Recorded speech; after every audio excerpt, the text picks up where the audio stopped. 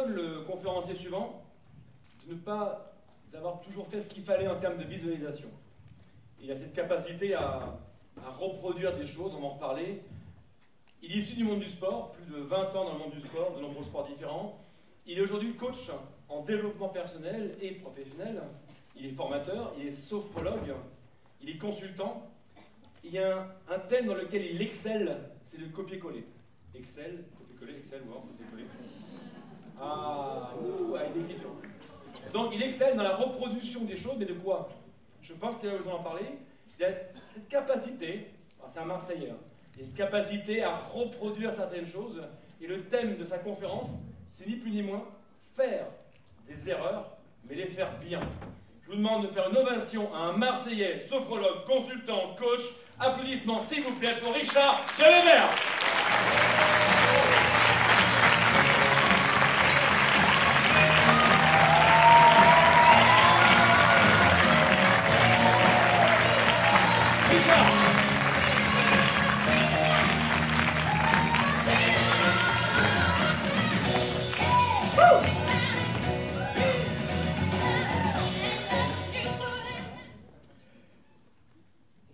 L'année dernière, quand on m'a proposé d'intervenir à la journée de l'audace, eh bien, j'avais trouvé à peu près 3000 excuses pour ne pas venir.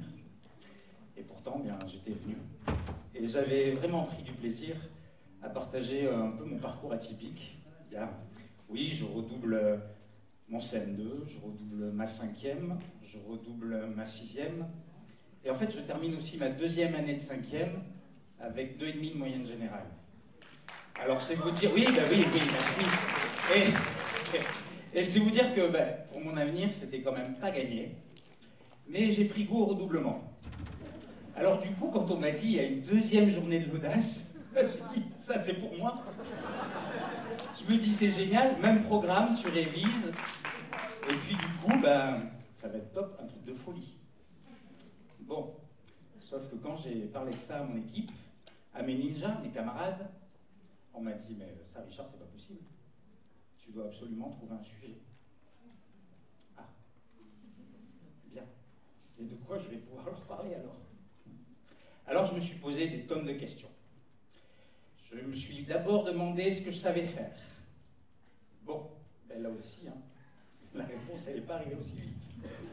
Je me suis dit, qu'est-ce que tu sais faire que tu fais bien? Là, de ça commence à venir.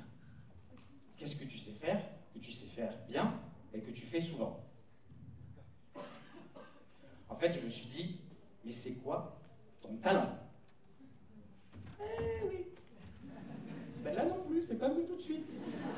C'est bizarre quand même. Alors non, c'est pas venu tout de suite, mais c'est quand même venu. Et puis, j'ai découvert mon talent. Alors aujourd'hui, j'avais envie de partager avec vous mon talent. Est-ce que vous avez envie que je le partage? Oui. Vous voulez vraiment connaître mon talent? Oui. Bon, alors je reste. Eh bien, mon talent, je fais avec brio et persévérance des tonnes d'erreurs. Et je vais même vous faire une petite confidence. Parfois, ces erreurs, je les fais plusieurs fois. On ne sait jamais quand même, si au bout, je pouvais quand même avoir raison. Alors aujourd'hui, ce que j'ai envie de partager avec vous, c'est 2 histoires, aujourd'hui j'en rigole, qui sont pour moi inspirantes, dans des moments où mes choix sont difficiles, des moments, des périodes de la vie, c'est pas rouge tous les jours. Ces 2 histoires, pour moi, elles sont des histoires qui me motivent. Alors aujourd'hui, j'ai envie de partager avec vous ces 2 histoires. La première, c'était en 2001. Je décroche un job, the job. Enfin, pour moi, c'était le job de mes rêves, le job de super. En fait, je deviens un directeur fitness d'un des plus gros centres de remise en forme au monde. 23 000 adhérents à l'époque. Et alors là, c'est quand même le top, parce que, eh bien, super salaire, une équipe de 40 profs à gérer, et là, en plus, des missions diverses et variées qui rendent le poste extrêmement intéressant. Et à ce moment-là, vous avez l'entourage extraordinaire. Ben oui, vous imaginez bien que en redoublant le CM2, la 6e, la 5e, 2,5 de moyenne générale sur la 2e année, on ne s'imaginait pas que je puisse un jour être à un tel poste. Et pourtant, eh bien j'y étais. Alors, la suite, Eh bien, c'est que je décide de partir en vacances 2 ans plus tard, en 2003. Et là, je décide de partir en Polynésie française. Et puis, pendant ces vacances, on me propose, juste avant de partir, d'animer 2 jours de formation à Papette. En contrepartie, on me paye mon billet d'avion. Alors, j'ai dit, ça, c'est pas de chance. Bon, j'ai accepté. Hein. Donc, je suis parti, mais je suis pas parti 2 semaines. Je suis parti 3 semaines. Et imaginez-vous que pendant ces 3 semaines, je viens tomber amoureux de ce Fénois, de ces îles, de ces cocotiers, de la chaleur. Et puis, on va me proposer de travailler 10 heures par semaine pour le même salaire où je travaillais à Paris en moyenne 60 heures par semaine. Alors là, juste là, entre vous et moi, levez la main ceux qui accepteraient une telle proposition. Je me sens moins seul. Ah non, mais je me sens moins seul parce que moi, j'ai accepté. De suite. Hein. Alors je suis rentré, j'ai rendu mon appartement, vendu mes affaires et acheté mon billet. Et là, à ce moment-là, qu'est-ce qui se passe? Là, vous en parlez à votre entourage. Eh oui, vous allez quand même leur annoncer que vous allez travailler 10 heures par semaine sur les cocotiers. Eh bien, c'est ce que j'ai fait. Et à ce moment-là, vous attendez plutôt à des encouragements. Mais dans la vraie vie, ça se passe un peu différemment. Et là, on t'entend. Qu'est-ce que tu vas faire là-bas? Non mais c'est vachement loin, tu vas t'ennuyer. Il n'y a rien à faire. Alors moi, j'ai un drôle de caractère, c'est que je fais que ce que j'ai envie. Alors je suis quand même parti. Alors je suis parti, je me suis installé là-bas. Et en fait, au bout d'un moment, tout ce qu'on m'avait dit, c'était vrai. C'est vrai que quand on a l'habitude de travailler 60 heures par semaine, de travailler plus que 10, il manque des choses. C'est vrai que la famille à 20 000 km, c'est un peu compliqué, les amis ne sont pas là. Alors oui, il y a la mer, les cocotiers, le sable chaud, mais ça ne fait pas tout. Et là s'installe une sorte de culpabilité. Eh ouais, vous avez quitté The Job. Hein. Celui-là, il ne vous attend plus, il n'est plus là. Alors vous commencez à culpabiliser. Et là, toujours l'entourage bienveillant. Ben oui, vous les appelez, vous échangez par mail. Oui, on t'avait quand même prévenu. Hein? Et c'est seulement t'en fais qu'à ta tête. Oui, je sais. Donc, c'est ce qui s'est passé. Et j'ai culpabilisé. Et encore culpabilisé. Et puis, le temps s'est fait, puisque j'y suis resté 4 ans. Alors, c'est vrai que c'était pas évident. Mais aujourd'hui, je sais que c'est pas une erreur. Parce que si je faisais le bilan de ces 4 ans, eh bien, j'ai eu la chance de travailler 2 ans à Tahiti, 2 ans à Nouméa, de m'améliorer dans des compétences, des nouvelles compétences, mais aussi de rencontrer des gens formidables, de découvrir l'Australie, la Nouvelle-Zélande, et j'ai encore des gens formidables là-bas, avec qui je suis toujours en contact. Donc au fond, aujourd'hui, je sais que c'est vraiment pas une erreur. Et je me pose souvent cette question. Je me dis, mais les gens qui savent tout sur tout, qui connaissent tout, qui ont la réponse à tout, ils ont fait quoi, eux? Ils ont pris quoi comme risque? Quel risque ils ont pris dans leur vie? Ah oui, ils sont là. Ça se passe. Ben, moi, j'ai agi. La deuxième histoire que j'ai envie de partager avec vous, c'est une histoire un petit peu plus anodine. C'est un peu les histoires de tous les jours. Je peux en rajouter parce que j'en ai encore fait une hier. Et oui, je fais des erreurs. Copier-coller, Excel. En fait, quand je rentre en France, au bout de 4 ans, le monde du fitness s'est un peu réduit. Et en fait, vous n'existez plus. Ah oui, vous étiez à 20 000 km. Donc, c'est sûr que si avant on vous appelait pour le travail, eh bien là, on ne vous appelle plus. C'est vous qui êtes obligé d'aller chercher du travail. Et, par chance, vous tombez sur un ami qui vous dit « Richard, écoute, tu devrais appeler cette personne, de ma part, parce qu'il cherche un directeur, ils sont en train de monter une franchise dans le sud. » Ça, c'est génial. Ce que je fais, j'appelle. Et là, je tombe sur un directeur, au téléphone, qui avait certainement pas dû faire appel au service des coachs qui sont dans la salle, parce qu'il me répond, écoutez, envoyez-moi votre CV, votre lettre de motivation, je vous rappelle, dès que possible. Bon. Donc là, c'est ce que je fais, je m'exécute. Et bien entendu, il ne se passe rien. Je CV, de la lettre de motivation, et pas de réponse. Et puis, au bout de 15 jours, je rappelle, rien sur le répondeur, et donc, par chance, je retrouve la personne qui m'avait donné les coordonnées de cette personne, et qui me dit, écoute Richard, je suis assez étonné qu'il ne te réponde pas, parce que je sais qu'il cherche vraiment un directeur, et qu'ils n'ont toujours pas trouvé. Alors j'y vais au culot, j'appelle le club, et là, bien entendu, on me dit, bah non, c'est pas possible, il n'est pas là, le directeur n'est pas là, et essayez de le rappeler plus tard. Bon.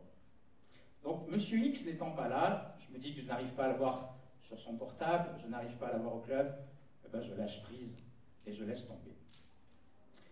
Et 2 mois après, un matin, le téléphone sonne, et puis je réponds, et je dis, on me dit Monsieur de Wever, et oui, oui, on me dit on vous appelle pour votre CV et votre lettre de motivation.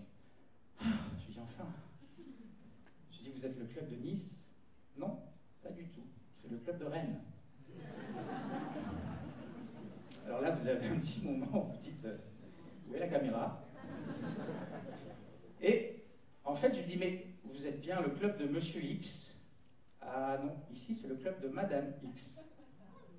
Bien. Mais je dis, il n'y a pas de Monsieur X. Non, non, c'est Madame X.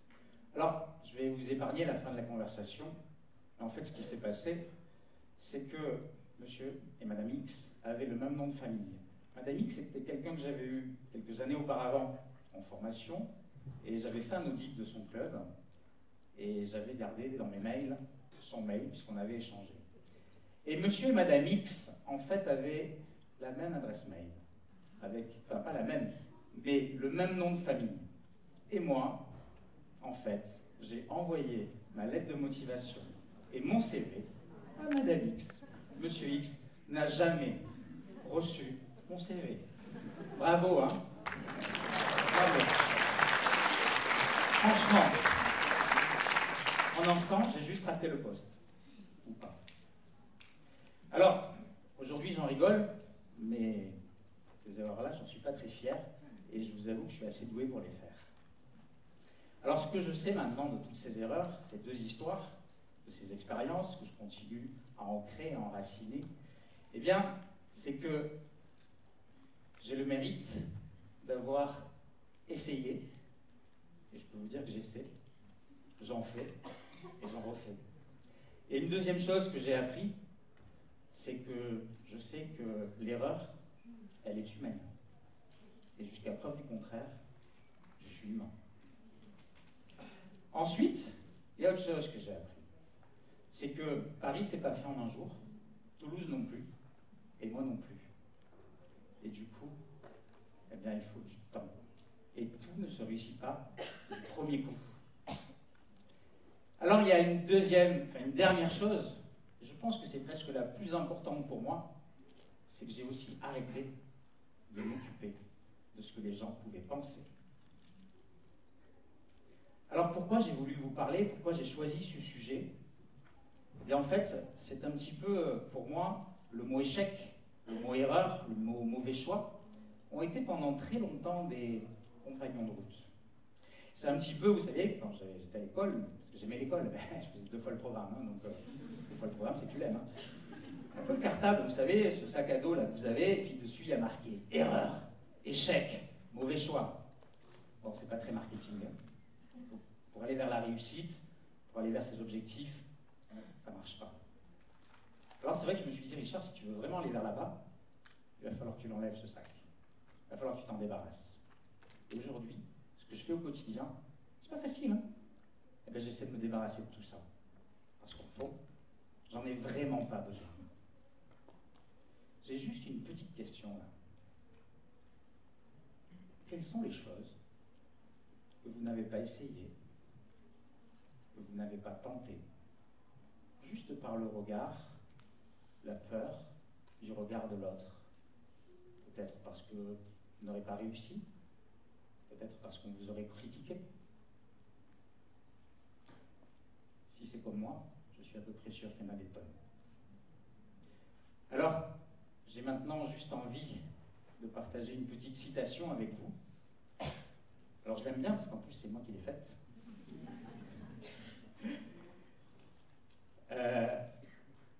Cette citation, elle dit qu'aujourd'hui, je remercie mes erreurs, mes échecs que je me suis autorisé à accomplir, parce qu'ils font aussi la construction de la personne que je suis. Alors je tiens vraiment à vous remercier. Prenez soin de vous et prenez soin de vos erreurs.